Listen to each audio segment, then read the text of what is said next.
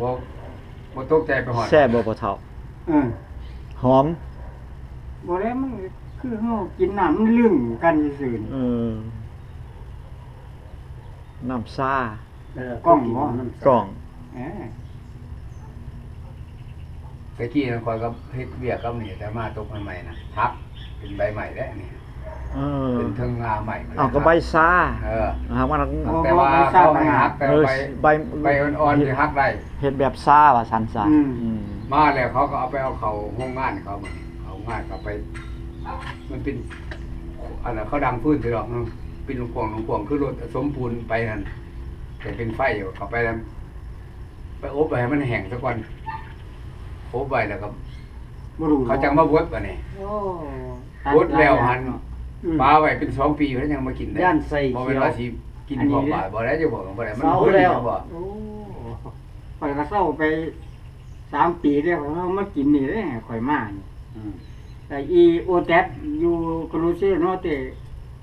เกตมาเดี๋ยวยังเด้ครับซาเวซาราตากินเม็ดเนาะสิคนมา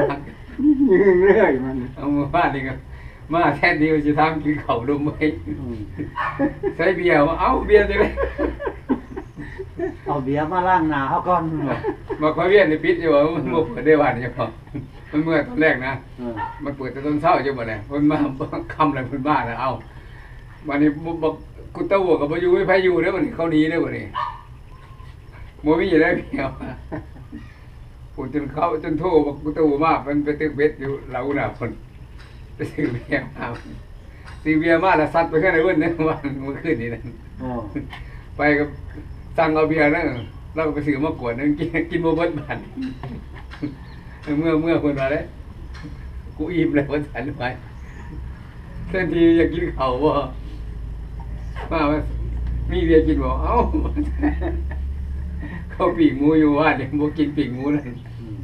นจะกินเบียร์เอ้าฮ้อนบ่อยู่อเมริกาหนาวที่สุดหนาวที่สุดสำหรับมันในอาทิตย์นี่หนาวที่สุดเลยจนนั่นว่าเพิ่นเตือนนั่นแหละเตือนให้ระวัง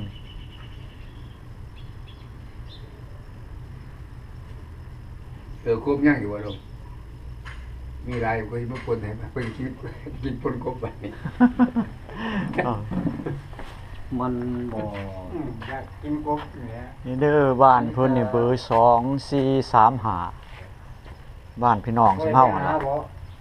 บ่ได้ไปก็รู้เสียเดียวนี่เส้นนี้มันหลายครอบครัวเส้นนี้อันนี้หลังนี่บ่แม่นหลังต่อไปก็เฮือนคนลาวอีกหลังตัวติดกันนี่บ่แม่นกันอันมีหลายอยู่7-8คันบ่ว่า100กว่าสิไปขอนำหมอโทดอกหมอโทบ่ได้ฝากเด้อครับแม่นว่าคันละฮู้จักกับหมอโทว่ายาล็อกหมอเอาให้เมื่อวานเนี่ยปัดมาว่ามีกบเพิ่นกูจะกินเปิ้นกบเพิ่นว่าว่าสิไปหาเบิ่งว่ามื้ออื่นซื้อหยังแหละปราสาทซื้อปราสาทจักปีแล้วมาอยู่นี่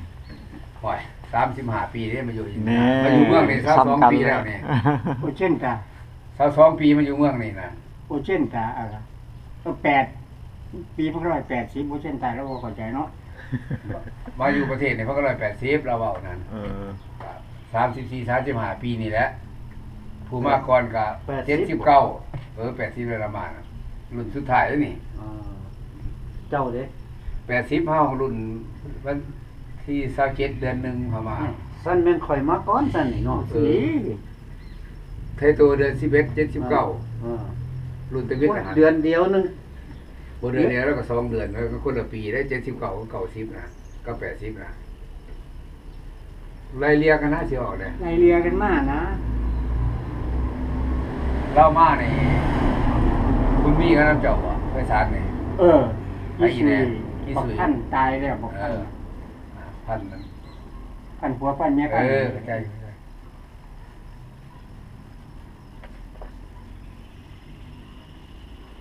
เอาล่ะอาจารย์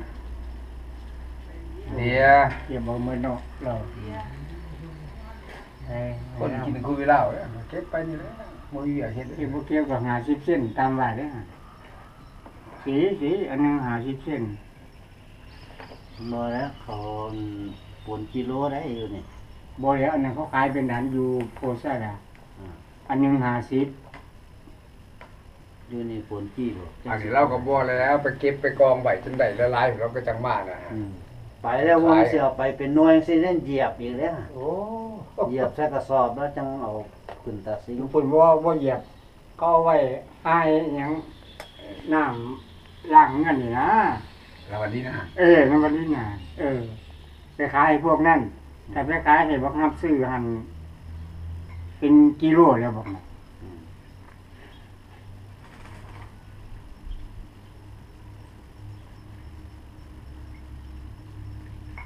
ขนาดวันทิพย์เนาะเขาคนถูกถ้าบ่ไปเก็บเบิ่งกองกันอยู่ในบนทั้งสีเงินนี่อันตรวจยางอะนะโอ้ยบ่เห็นจ้าคนพัก เขากินอาซาวด้วยตอนนั้นจะมาจากกินอาซาวก็รอด แม่นเฮาคนถูกเนาะล่อเฮาก็เก็บเอาวันทิพย์ เขาก็จะพักผ่อนแล้วคนเห็นเบียกก็สั่งว่าเจ้า วัน ดี คิดเขาว่าลินเขาว่ากิน รู้ไหมกิน เขากินเขาบริกินเขาบ่เที่ยว กินทั้งกินแต่ว่าเขาบ่ไป นั่นแหละ มันโง่ เขาบ่ไป โง่